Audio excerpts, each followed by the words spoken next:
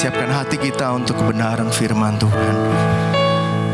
Biarlah kita mengawali bulan ini dengan hati yang penuh sukacita, hati yang sungguh-sungguh mau melekat kepada Tuhan, hati yang rindu untuk menerima kebenaran firman Tuhan, sebab firman-Nya itu berkuasa yang sanggup menyubahkan kehidupan kita.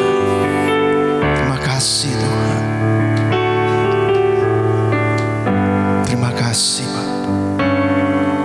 Haleluya Yesus.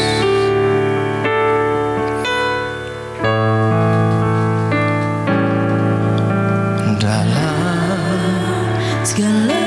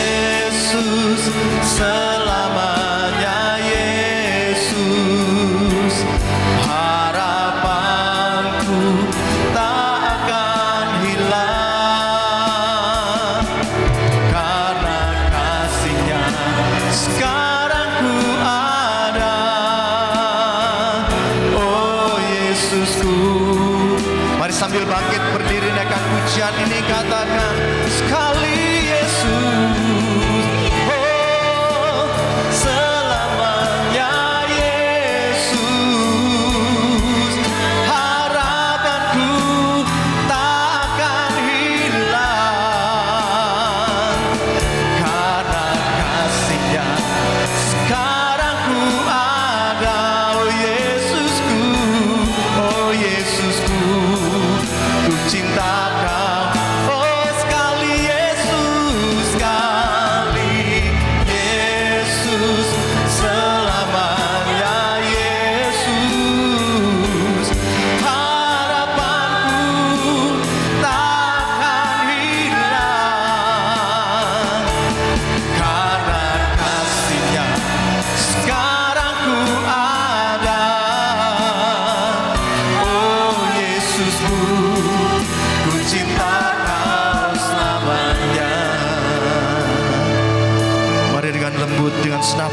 Tuhanmu dengan imanmu, katakan sekali Yesus, selamanya Yesus. Harapanku takkan hilang karena kasih-Nya, karena kasih-Nya sekarang ku ada. Oh Yesusku, ku cinta Kau. Mari dengan iman sekali lagi katakan sekali Yesus, selamanya Yesus.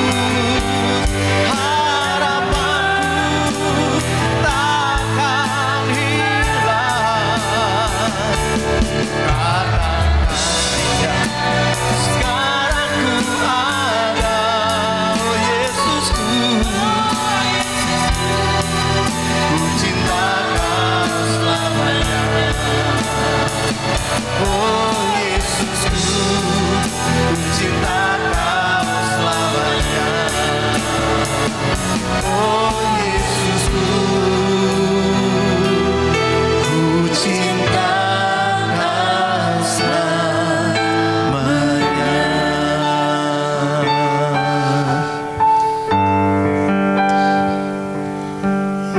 Itu doa kami, Tuhan. Kami mau mengasihi-Mu selama-lamanya, setia sampai akhir.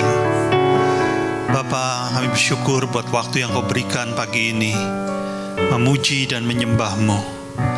Kami minta belas kasih-Mu, anugerah-Mu, curahkan tengah-tengah kami, jamah hati kami Tuhan, dengan kuasa Roh-Mu, dengan kuasa firman-Mu, sehingga firman ini menuntun kehidupan kami. Mari Roh Kudus, di dalam nama Yesus kami berdoa. Sama-sama kita katakan amin. Selamat pagi, shalom, silakan duduk. Puji Tuhan. Ya, tanpa terasa setengah tahun sudah kita lewati tahun ini, saudaraku. Tentunya ada banyak hal yang sudah hadapi, dan saya percaya 6 bulan ke depan kita akan menghadapinya bersama dengan Tuhan. Apapun itu, saudaraku. Nah, saudara, tanggal 1 Juli kemarin, jadi sekitar 2 minggu yang lalu, saya melihat sebuah berita di portal nasional, yaitu portal detik.com, yang mengangkat berita bahwa ada seorang yang bernama Gold David mengubah namanya menjadi Abdurrahman. Nah, apa yang menyebabkan dia berganti nama? Nah, sudah saya tampilkan, ya boleh ditampilkan. Oke. Nah, itu ternyata itu alasannya beliau mengganti namanya, ya. Dia ini adalah seorang pendeta di sebuah gereja Kristen Ortodoks di Australia dan sudah melayani selama 45 tahun. Jadi kalau kita kira-kira saja dia mulai jadi pendeta umur 25, artinya dia umurnya sekarang sudah 70 tahun, ya. Dan di usianya yang sudah 70 tahun dia meninggalkan imannya menjadi seorang muslim. Saudara, waktu saya lihat ini kok sayang gitu ya, karena dia sudah di penghujung, sudah kurang sedikit lagi mencapai garis finish, tapi dia berhenti, lalu dia keluar dari track, dari jalannya, saudaraku. Seandainya saja dia mau tetap setia, saya nggak tahu apa yang dihadapi, ya, apakah karena kekecewaan, ataukah karena penganiayaan, atau karena sakit penyakit, atau karena hal-hal yang lain, saya tidak tahu. Tapi ini hal yang sangat disayangkan. Seharusnya dia bisa berkata seperti Paulus berkata dalam surat yang dia catat, dia bilang begini, aku telah mengakhiri pertandingan yang baik, aku telah mencapai garis akhir, dan aku telah memelihara iman. Dan itu harapan dari kita semua, betul ya? Haleluya. Nah, tapi saya mau sampaikan kepada saudara semua bahwa kita ini kan hidup di hari-hari terakhir, ya. Kita ini hidup di akhir zaman, dan kita akan melihat bahwa orang-orang seperti ini jumlahnya akan semakin banyak dan semakin memuncak. Loh, taunya dari mana? Ya, kita lihat ya firman-Nya di 2 Tesalonika 2 ayat 3 dan 4. Oke. Ini tulisan Paulus kepada jemaat atau gereja di Tesalonika. Dia bilang begini, janganlah kamu memberi dirimu disesatkan orang dengan cara yang bagaimanapun juga. Sebab sebelum hari itu, ya, hari itu, yang dimaksud hari itu ini adalah hari pengangkatan. Haruslah datang dahulu satu murtad. Haruslah dinyatakan dahulu yang kedua, manusia durhaka yang harus binasa. Siapa ini? Ayat 4 menjelaskan, yaitu lawan yang meninggikan diri di atas segala yang disebut atau yang disembah sebagai Allah, bahkan ia duduk di bait Allah dan mau menyatakan diri sebagai Allah. Ini adalah antikris, ya. Di hari-hari terakhir, firman Tuhan mengatakan kepada kita ada dua hal yang terjadi. Yang pertama adalah murtad, dan yang dimaksud dengan murtad di sini adalah murtad besar. Ada sangat banyak orang meninggalkan Yesus dengan berbagai alasan, dan jumlahnya akan meningkat menjelang kemunculan antikris, ya. Saudara, beberapa waktu yang lalu saya mendapat informasi dari kawan baik saya. Dia seorang hamba Tuhan yang melayani di pelosok juga, dan ketika dia pulang dari NTT, ada satu desa yang dikunjungi, namanya desa Maulum, atau Maulum, saya nggak tahu ya. Kita sebut saja desa Maulum. Nah, apa yang menarik dari desa ini, saudaraku, ternyata desa ini awalnya 100% penduduknya adalah orang Kristen. Ya, 100%. Tapi hari ini desa ini tinggal 2% saja yang Kristen. 98% sudah meninggalkan Yesus dan menjadi mualaf. Apa yang menyebabkan mereka meninggalkan Yesus? Kawan saya bilang, kesulitan hidup. Desa ini desa yang miskin, di mana orang sulit bercocok tanam karena di sana tidak ada sumber air, sehingga banyak orang itu makan hanya sehari atau maksimal 2 kali sehari, ya.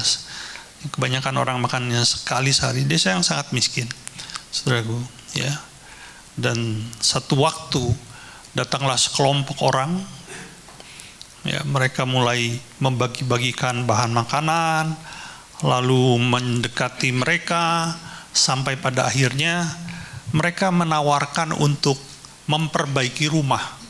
Karena rumah di sana itu tidak ada satupun yang punya atap genteng, saudara tahu ya. Itu dari daun-daunan. Rumah-rumah di pelosok itu yang dari daun-daunan, saudara pernah lihat kan? Dan dengan sebuah tawaran, maukah Anda meninggalkan iman? Kalau Anda mau, nanti kita bantu. Dan ternyata 98% meninggalkan imannya. Karena apa? Karena kesulitan hidup.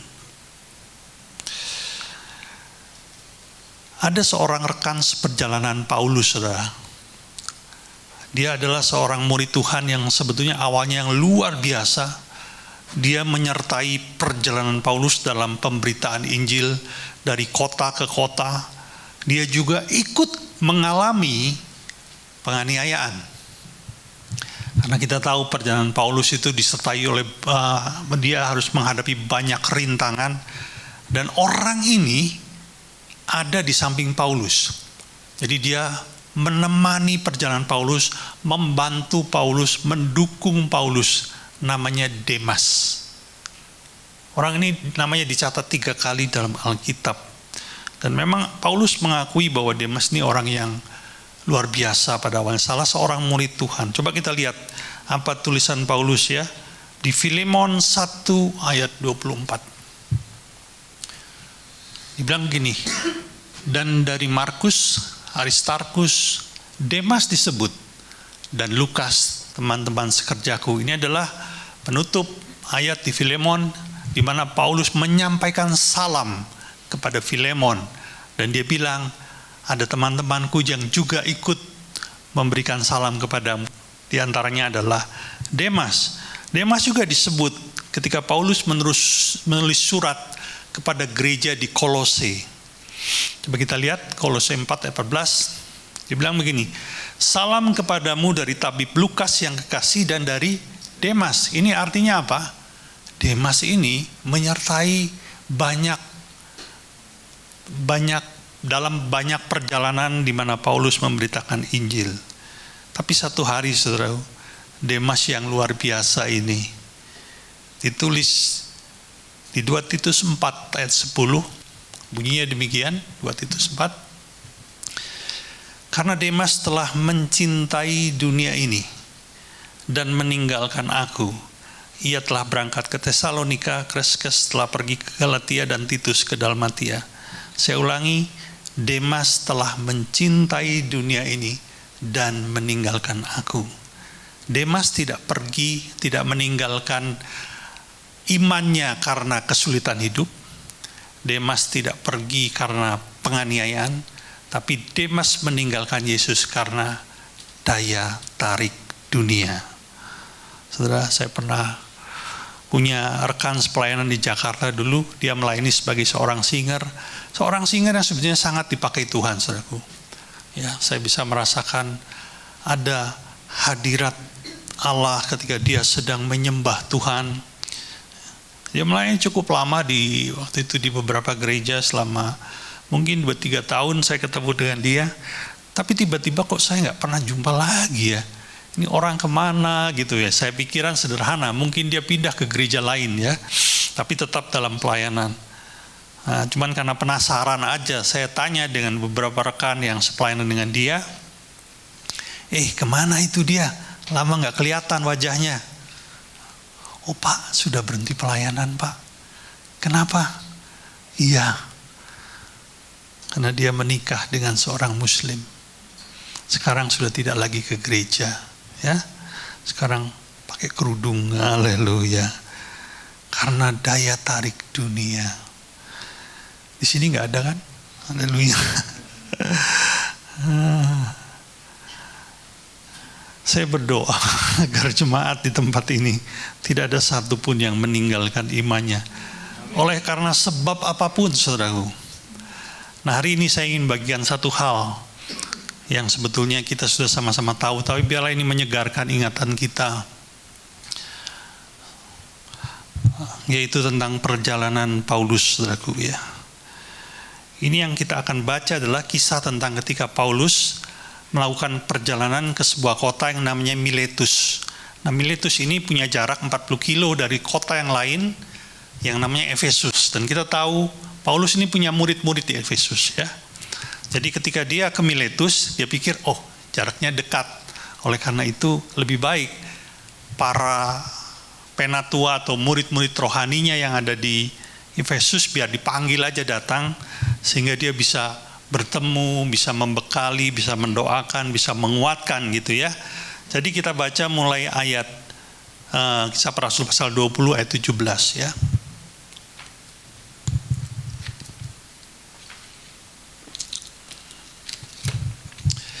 Bunyinya demikian. Karena itu ia, yakni Paulus, menyuruh seorang dari Miletus ke Efesus dengan pesan supaya para penatua jemaat datang ke Miletus. Sesudah mereka datang, berkatalah ia kepada mereka, kamu tahu bagaimana aku hidup di antara kamu sejak hari pertama aku tiba di Asia ini. Saudara, kita tahu bahwa Asia yang dimaksud ini bukan benua Asia, tapi Asia yang adalah salah satu provinsi yang dikuasai oleh Roma di daerah Timur Tengah ya. Jadi dia bilang, bagaimana engkau melihat bagaimana aku hidup? Dia bilang. Nah, ayat 19 ini penting, saudaraku. Dengan segala rendah hati aku melayani Tuhan. Dalam pelayanan itu aku banyak mencucurkan air mata. Frase yang sederhana dan singkat itu sebenarnya menggambarkan bagaimana banyaknya kesulitan yang dihadapi oleh Paulus ketika Paulus melakukan tugas pelayanannya, membangun jemaat, memberitakan Injil, mengajar, menguatkan. Dia bilang dalam semuanya itu bukan sekali, bukan 2 kali, tapi banyak kali aku harus mencucurkan air mata. Kenapa ini? Kalau saudara baca di kitab-kitab yang lain, baik di Korintus atau dimanapun, saudara akan mendapati ternyata dalam perjalanannya, Paulus ini banyak sekali menemui rintangan. Salah satunya yang kita tahu, yang barusan kita baca, di mana Paulus ditinggalkan oleh Demas. Padahal ketika Demas meninggalkan Paulus, pada saat itu Paulus sedang mengalami kesulitan.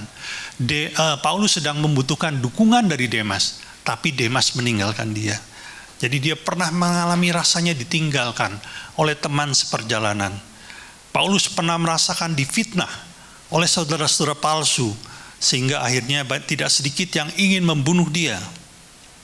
Paulus pernah disesah, 5 kali Paulus disesah. Katanya 40 kurang 1 pukulan atau 39 kali masing-masing. Saudara kalau tahu disesah itu dicambuk ya, sederhananya dicambuk gitu. Paulus pernah dilempari batu, Paulus dipenjara 3 kali. Saudara, oleh karena itu bisa dimengerti, dia bilang bahwa dalam semuanya ini aku banyak mencucurkan air mata.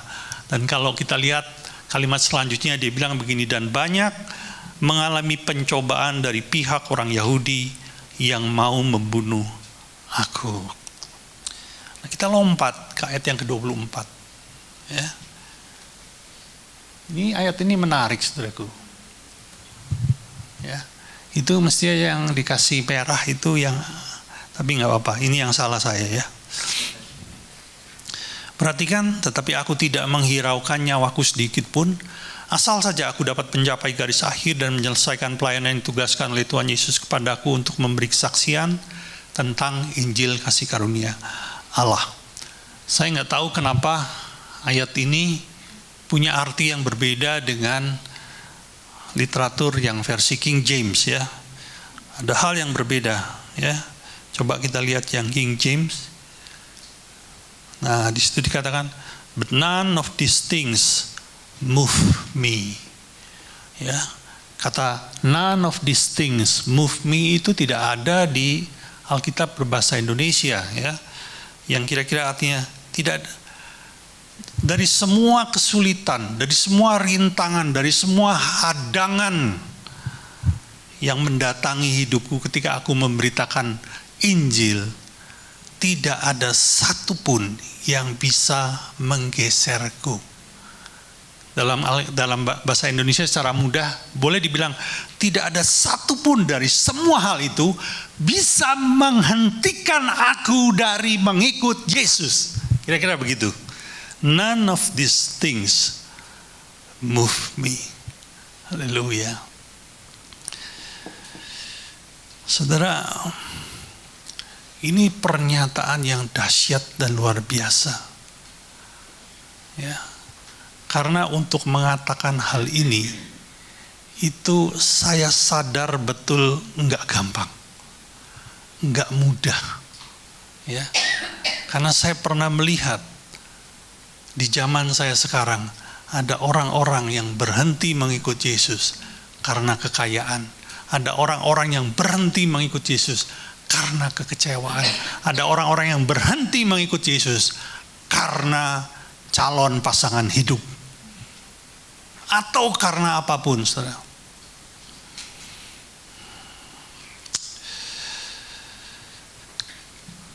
Ini enggak mudah, termasuk untuk saya sendiri, ya. Saudara, seperti yang saudara tahu, ada 2 hal besar yang terjadi dalam hidup saya, di mana pada tahun 2006, istri yang saya kasihi dan mengasihi saya, istri yang mengasihi Tuhan, melayani Tuhan dengan penuh dedikasi, memberikan sepenuh waktunya untuk melayani anak-anak waktu itu di Jakarta, anak-anak sekolah minggu. Satu hari mengalami kecelakaan, dibawa ke rumah sakit, dan di hari yang ke-9 dia meninggal. Itu saya harus akui, sebuah pukulan yang besar dalam kehidupan saya. Dan untuk itu saya nggak mudah, saudara. Tapi pada waktu itu entah kenapa saya masih tetap melayani. Saya tetap melayani.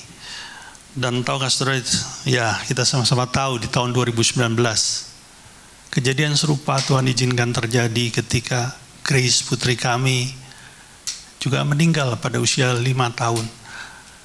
Dan entah bagaimana, saya merasakan seperti hal yang pukulan yang jauh lebih berat lagi.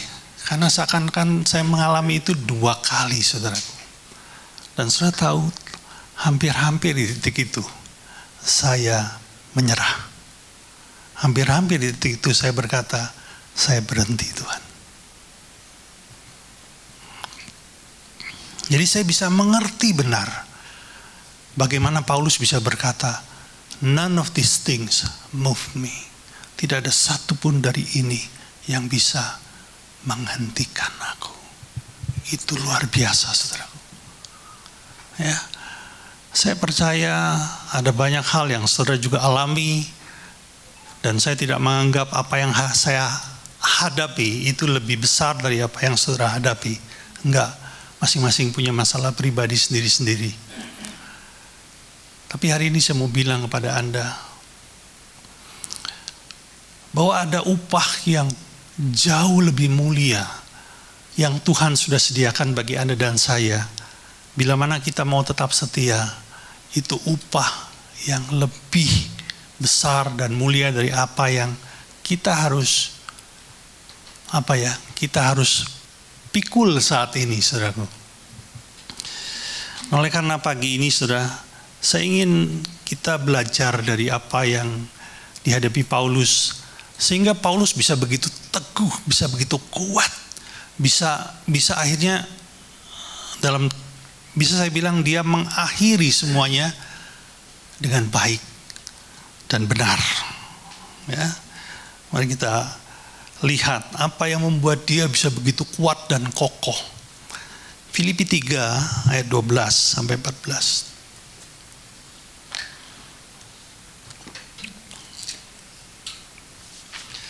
Kita tahu surat Filipi ini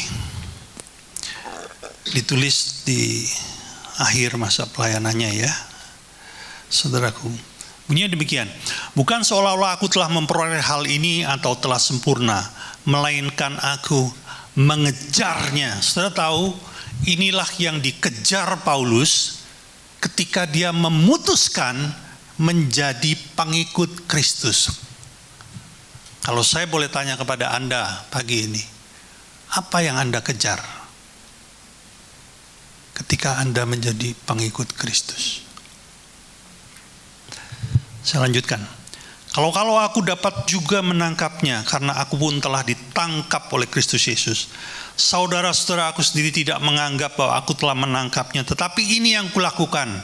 Aku melupakan apa yang telah di belakangku dan mengarahkan diri kepada apa yang ada di hadapanku. Nah, perhatikan ayat 14. Dan berlari-lari kepada tujuan. Inilah yang dikejar oleh Paulus. Untuk memperoleh hadiah, yaitu panggilan sorgawi dari Allah dalam Kristus Yesus. Saudara, kalau saya mau buat gampang, kadang-kadang perkataan Paulus itu agak rumit, ya.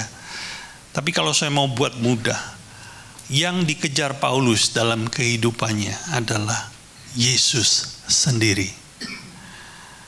Ini yang membuat Paulus kokoh dan teguh, sehingga tidak ada satupun yang bisa menggeser Paulus dari mengikut Tuhan, saudaraku. Paulus tidak ikut Yesus untuk menjadi kaya. Paulus tidak ikut Yesus untuk dihormati. Paulus tidak ikut Yesus untuk menjadi terkenal. Enggak, bukan itu yang Paulus cari. Saudara, Paulus ikut Yesus supaya pada akhirnya dia bisa memperoleh Yesus itu sendiri. Dia tidak mau kehilangan yang paling berharga, Yesus itu sendiri. Saudara, kadang-kadang kita lupa di sini, saudaraku. Karena Allah kita itu Allah yang murah hati. Dia menolong kita waktu kita butuh pertolongan. Amin, saudaraku. Dia mencukupi kita ketika kita kekurangan. Dia menyembuhkan kita ketika kita sakit. Tapi karena hal itu seringkali kita lupa bahwa dari semua itu ada yang jauh lebih berharga. Dari semua berkat itu ada yang jauh lebih berharga, yaitu Yesus sendiri, saudaraku. Sehingga ketika Paulus mengalami di satu titik dia kelaparan, Alkitab mencatat dengan jelas Dalam perjalanan pelayanannya berulang kali dia harus menahan lapar sampai berpuasa, saudara. Jadi itu yang namanya puasa kepekso lah kira-kira ngono ya. Jadi puasa yang tidak direncanakan karena dia udah nggak punya uang untuk membeli makanan. Artinya apa? Tuhan izinkan ada waktunya Paulus nggak punya apa-apa. Dan di titik itu, apakah Paulus terus ikut Tuhan tuh nggak enak? Kok begini sih? Udah, saya mau cari yang lain aja yang enak. Nggak perlu ke gereja hari ini. Hari ini nggak enak, nggak nyaman, nggak mood gitu ya. Ada waktunya dia dikejar-kejar untuk dibunuh. Ada waktunya dia hampir saja dilempari batu sampai mati. Tapi kenapa dia nggak mau mundur? Karena dia tahu bukan itu yang saya cari. Yang saya kejar adalah Yesus itu sendiri. Saudara, satu kali ada seorang pemuda bertanya begini, Pak, apa kita ini nggak boleh membawa kebutuhan kita kepada Tuhan? Loh, tentu saja boleh, saudaraku. Karena kita tahu bahwa Allah kita adalah tempat yang tepat untuk mencari pertolongan. Boleh, nggak ada yang salah dengan itu. Tapi kalau kita ikut Tuhan hanya untuk itu, Anda kehilangan yang paling berharga. Saudara, ingat, Yesus itu memperkenalkan pribadi Allah. Ini sebenarnya pewahyuan yang indah, saudaraku. Kalau saudara mengerti pewahyuan ini, saudara akan tenang hidupnya. Dia bilang apa? Allah itu adalah pater. Pater, saudara tahu? Ayah kandung, ayah. Saudara, seorang ayah itu tidak perlu diminta untuk mencukupi hidup anaknya. Nggak perlu diminta. Dengan sendirinya, naluri itu akan muncul. Dia akan menghidupi kebutuhan anaknya. Amin, saudara. Jadi oleh karena itu Yesus berkata, pandanglah burung-burung di langit yang tidak menabur dan tidak menuai dan tidak mengumpulkan bekal dalam lumbung, namun diberi makan oleh Bapamu yang di surga. Bukankah kamu jauh melebihi burung-burung itu? Betul? Ya. Jadi ada orang bertanya begini, Pak, saya punya kebutuhan. Kalau saya nggak minta sama Tuhan, Tuhan kasih nggak? Tuhan cukupi nggak kebutuhan saya? Saya mau bilang begini ya, tapi saudara mau tiru enggak, terserah. Kebutuhanmu adalah tanggung jawab Dia. Waktu engkau hidup sesuai firman-Nya, maaf nih, sekalipun engkau enggak minta, Tuhan akan cukupi. Saya mau tanya, ketika anakmu lapar, terus datang sama engkau sebagai ayahnya, Pak, aku lapar, Pak. Tolong dong kasih makan. Masa gitu sih? Enggak. Bahkan sebelum kau lapar, makanan sudah disediakan. Amin. Itu ayah. Dan Yesus memperkenalkan Allah sebagai ayah. Jadi kita sebetulnya nggak perlu bingung tentang hal itu. Dengan catatan kita hidup dalam firman-Nya. Itu. Tapi kalau kita mau berdoa, minta, itu juga nggak salah. Nggak salah, saudara. Tapi yang mau kita perhatikan hari ini, ada sesuatu yang jauh lebih berharga dari semua itu, yaitu Yesus sendiri. Yesus itu sendiri, saudara, jauh lebih berharga dari semua itu. Saudara, kadang-kadang nih saya berpikir begini, itu yang namanya khotbah ya. Kan khotbah itu ada khotbah iman, ada khotbah berkat, ada khotbah pertolongan Tuhan, ya, ada khotbah macam-macam. Nah, kadang-kadang khotbah juga ada isinya apa? Penderitaan, ya. Nah, saya berpikir, kok yang itu rasanya nggak enak ya? Tapi itu ada di dalam Alkitab. Artinya apa? Semuanya harus dibagikan. Amin. Saya nggak mau pilih yang enak, nggak boleh dong pilih yang enak saja yang dibagikan. Nanti saudara jadi orang Kristen yang seperti apa? Tapi saya pikir ada baiknya yang itu yang agak berat-berat itu kita bikin sependek mungkin. Setuju? Saya setuju, Pak. Amin. Dodi amin duluan. Kalau gitu saya akan persingkat saja. Saya akan tutup dengan sebuah cerita, ya. Cerita itu lebih enak didengar, saudaraku, ya, daripada yang tadi itu. Satu kali ada seorang gadis yang tinggal bersama bapak ibunya di sebuah desa yang terpencil, saudaraku. Ya, desa itu sebetulnya desa yang miskin. Tapi bapak ibu dari sang gadis ini justru paling miskin di desa itu. Jadi dia adalah keluarga yang tinggal di desa miskin sebagai keluarga yang paling yang pasti ini bukan Anda ya, bukan ya. Haleluya. Begitu miskinnya, yang mereka bisa makan setiap hari hanyalah singkong rebus. Ya, karena kita tahu singkong itu kita lempar pun dia tumbuh kan ya. Jadi yang bisa mereka ambil satu-satunya adalah singkong rebus yang mereka tanam di belakang rumah mereka. Mereka nggak bisa beli apa-apa, saudaraku. Dan gadis ini juga pendidikannya rendah, tidak bisa sekolah, sehingga dia tidak bisa punya cita-cita yang lebih tinggi. Nah, satu hari, saudaraku, ada satu keluarga pindah ke desa itu. Keluarga ini sangat kaya, saudaraku, ya, karena sebelum mereka pindah, mereka membeli sebuah lahan yang cukup besar, cukup luas, ribuan meter. Lalu mereka membangun rumah yang sangat megah. Dan ketika rumah itu siap, mereka pindah ke desa itu. Ternyata yang pindah adalah sepasang suami istri yang sudah berumur, kira-kira umurnya 60 tahun, bersama seorang anak tunggalnya, yaitu seorang pemuda yang ganteng yang berusia 25 tahun. Masih bujangan, saudara. Haleluya. Ada yang mau tanya nggak desanya di mana? Ya, jadi akhirnya ya namanya juga penduduk baru ya, mulailah berkenalan dan orang-orang tanpa diberitahu pun sudah tahu ini pasti orang kaya. Karena hanya keluarga inilah satu-satunya yang punya rumah sebesar itu, punya mobil cukup banyak. Jadi wah ini pasti orang kaya, saudaraku. Dan ternyata, saudaraku, itu kan rumah yang begitu megah itu ada kira-kira jaraknya hanya 50 meter dari rumah si gadis miskin ini. Ya. Orang apa, saudara? Udah ganteng, pinter, kaya lagi. Dan tiap hari itu dia lewat depan rumahnya si gadis ini. Tiap hari lewat, naik mobil gitu ya. Kadang mobil yang tertutup, kadang pakai mobil yang terbuka itu apa namanya? Ya gitulah, karena mobilnya banyak. Waduh, lewat. Lama-lama gadis ini mulai berpikir, aduh, alangkah indahnya hidupku kalau dia menjadi suamiku. Pasti hidupku berubah.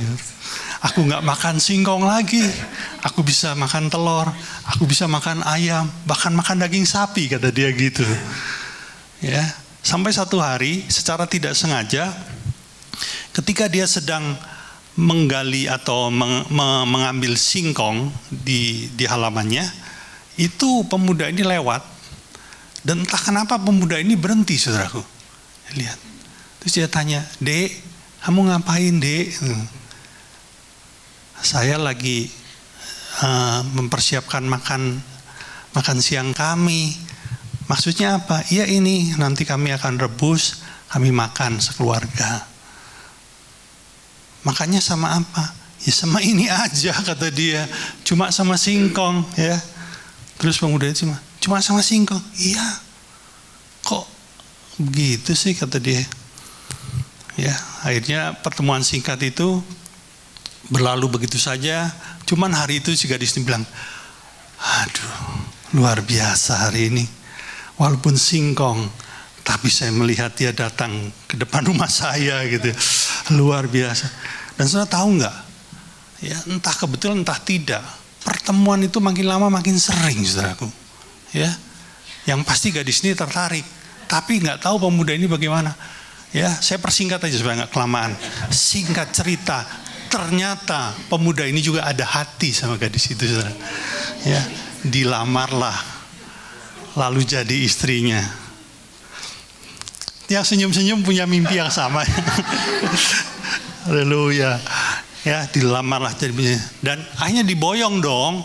Ya, dibilang, nih, saya belikan keluarga orang tua kamu rumah yang baru, tapi kamu tinggal di rumahku yang besar. Ya, dibawa ke rumahnya yang besar. Waduh, di sana ada segala macam makanan. Mau kemana-mana naik mobil, nggak kepanasan, nggak kehujanan lagi. Pokoknya hidupnya berubah deh. Tapi tahukah saudara, bilang waduh, bahwa sebetulnya yang diharapkan oleh gadis ini adalah kenikmatan dari harta yang dimiliki oleh pemuda itu. Dan dia mengalami itu semua. Dia mengalami itu semua. Tapi sampai satu hari setelah dia menikah sekian tahun, ada satu hal yang berbeda. Dia bilang begini, kamu itu kaya, tapi saya baru sadar bahwa kamu itu mencintai saya. Jadi mungkin dengan perkenalannya, dengan kebersamaannya, sampai mereka punya putri sedemikian besar, itu si gadis ini menyadari bahwa bukan saja pemuda ini kaya banyak hartanya, tapi pemuda ini sungguh-sungguh mengasihi dia. Nah, beberapa waktu kemudian terjadi sebuah tragedi, saudara.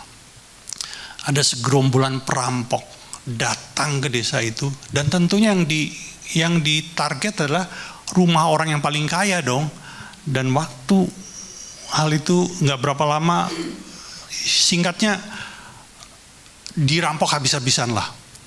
Hartanya diambil semua, jadi sampai nggak ada apa-apa, semua hartanya diambil, sampai nggak punya apa-apa. Tinggal orang tua dari si pemuda bersama pemuda dan istrinya itu. Jadi tinggal 4 orang aja dibiarkan. Tapi si kepala rampok tuh, ini istrinya lumayan cantik nih ya, sayang kalau dibiarkan begini. Terus dia bilang begini, semua harta yang tadi ku ambil, yang ku rampok, yang sekarang sudah jadi milikku, akan ku berikan kepadamu kalau engkau mau ikut aku menjadi istriku. Harapan saudara apa? Mungkin saudara akan berharap, jangan dong, tolak aja tawaran harta itu. Tetaplah setia kepada suamimu. Betul nggak? Itu harapan kita kan? Betul nggak? Harapan Bapa di surga itu sama loh. Bagaimana kalau satu hari nanti kita diizinkan mengalami itu? Bapa di surga bilang, tetaplah setia. Tetaplah setia. Nanti engkau akan memperoleh upah yang luar biasa. Tetaplah setia. Saudara, tanpa saya perlu jelaskan, saudara bisa menangkap inti cerita ini apa. Betul? Dari segala berkat yang Tuhan bisa berikan dalam hidupmu, apakah engkau menganggap Yesus lebih mulia, lebih berharga dari segala berkat itu? Coba engkau renungkan baik-baik. Dan kalau engkau bisa menganggap bahwa yang paling berharga dari segalanya adalah Yesus, maka engkau bisa berkata seperti Paulus berkata, none of these things move me. Tidak ada satupun dari semuanya ini bisa menghentikan aku. Amin. Yuk singer boleh maju ke depan.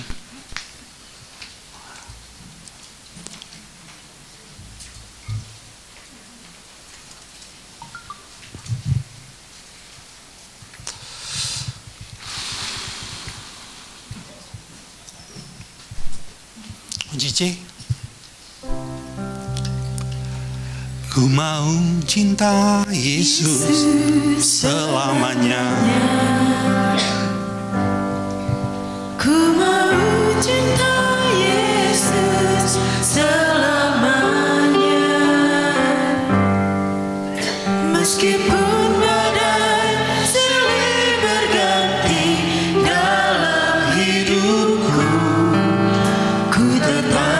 cinta Yesus selamanya. Ya Bapa, Ya Allah, Bapa, ini aku anakmu, layakkanlah seluruh hidupku. Ya Allah, Bapa, ini aku anakmu, pakailah sesuai dengan rencanamu. biar musik saja. Bapa, kami bersyukur buat firman-Mu pagi ini.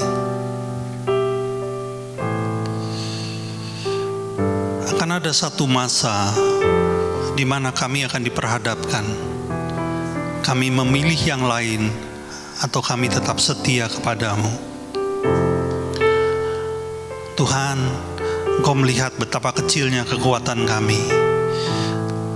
Tapi hati kami memutuskan untuk kami mau setia kepadamu, Tuhan. Tolong kami, Tuhan. Tolong kami, Yesus. Haleluya. Roh Kudus, kuasai hati dan pikiran kami. Yesuslah yang terutama bagi kami. Terima kasih, Bapa. Terima kasih, Bapa. Pagi ini kita akan menerima perjamuan kudus. Mari kita datang dengan hati yang benar, saudara. Tinggalkan dosa, bertobatlah, akuilah di hadapan Tuhan, sehingga engkau memperoleh pengampunan dan layak menerima perjamuan.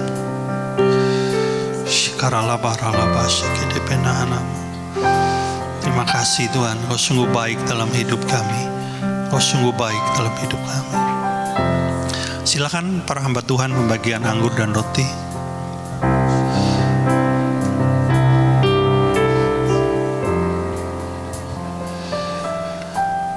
Ku mau cinta Yesus selamanya. Ku mau cinta Yesus selamanya. Meskipun badai silih berganti dalam hidupku, ku tetap cinta Yesus selamanya. Ya Aba, Bapa, ini aku anakmu, layakkanlah seluruh hidupku. Ya Aba, Bapa, ini aku anakmu, pakailah sesuai dengan rencanamu. Ya Aba, Bapa. Ya Aba, Bapa, ini aku anakmu, layakkanlah seluruh hidupku.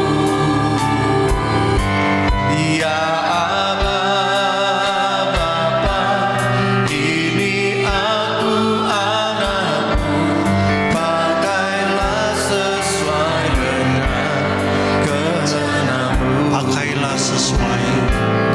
Pakailah sesuai dengan rencana-Mu. Pakailah sesuai dengan rencana. Mari kita bangkit berdiri, saudaraku, dan kita angkat roti di atas kepala kita. Sebab apa yang telah kuteruskan kepadamu telah aku terima dari Tuhan, yaitu bahwa Tuhan Yesus pada malam waktu Ia diserahkan mengambil roti, dan sudah itu Ia mengucap syukur atasnya. Ia memecah-mecahnya dan berkata, inilah tubuhku yang diserahkan bagi kamu, perbuatlah ini menjadi peringatan akan aku. Jemaat yang dikasihi Tuhan, bukankah roti yang kita pecah-pecahkan adalah persekutuan kita dengan tubuh Kristus? Mari kita makan dalam namanya.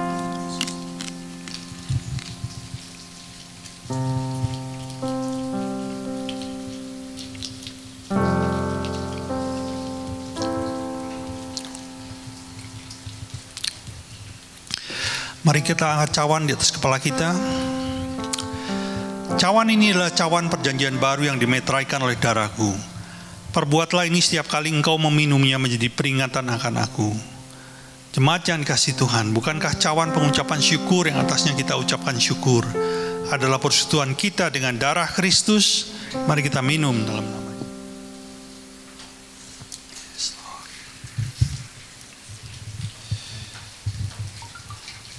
Ya Aba, Bapa, ini Aku anakmu, layakkanlah seluruh hidupku.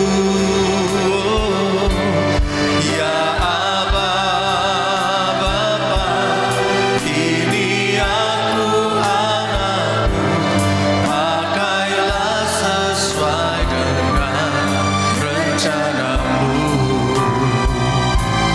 Pakailah sesuai dengan rencanamu. Pakailah sesuai dengan rencanamu. Bapa, kami bersyukur buat perjamuan kudus, buat firman-Mu. Terima kasih Bapa. Mari terus tuntun dan pakai hidup kami. Di dalam nama Yesus, sama-sama kita katakan amin. Silakan duduk Bapak Ibu, kita akan mendengarkan pengumuman.